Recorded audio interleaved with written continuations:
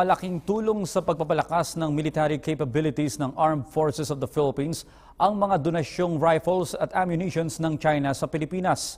Ayon kay Defense Secretary Delfin Lorenzana, gagamitin ang nasabing mga armas at bala para palakasin pa ang internal security operations ng militar, partikular sa southern part ng Mindanao kung nagpapatuloy ang kaguluhan. Ayon kay Lorenzana, dahil sa donasyon ng Beijing ng mga rifles at ammunitions ay madadagdagan na rin ang existing firepower na nasa arsenal ng AFP.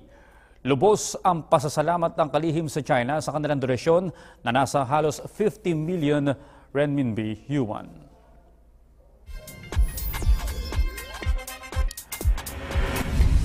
Samantala, narito na ang resulta ng Lotto Draw kagabi. Para sa 642 Lotto Draw, ang winning number combination ay 4, 40, 14, 38, 8 at 21.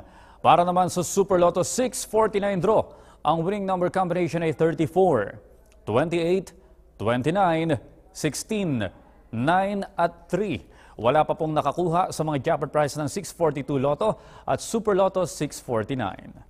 At yan po naman ang aming mga nakalap na balita at impormasyon para sa PTV Newsbreak. Ako po si Audrey Goriseta.